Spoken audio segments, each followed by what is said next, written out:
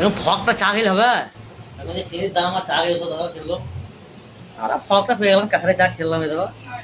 এই বন্ধ করার লেগে চিনির দাম বেড়ে গেল বেরোবা এটা আমার বন্ধ দোস্ত চিনের দাম মানে আমাদের মন খানে ড্রাইভারটা আমাদের বন্ধ বলছে চিনির দাম বাড়ানোর মূল কারণ হচ্ছে ড্রাইভার নয় এখন হচ্ছে পেয়ারা মারছে চিনি আখের রস ওই লেগে আর রস বুঝলে আর ফকটা পেয়ে গেলাম ক্যাফে চা খেললাম এই দাদা ভাইরালি যেমন তো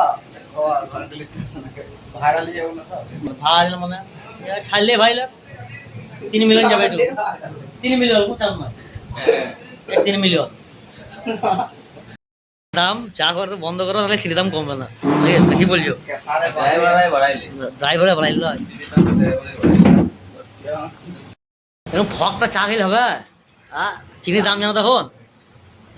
70,000 টাকা কেজি চিনি হ্যাঁ এক কাপ চায়ের দাম 1500 টাকা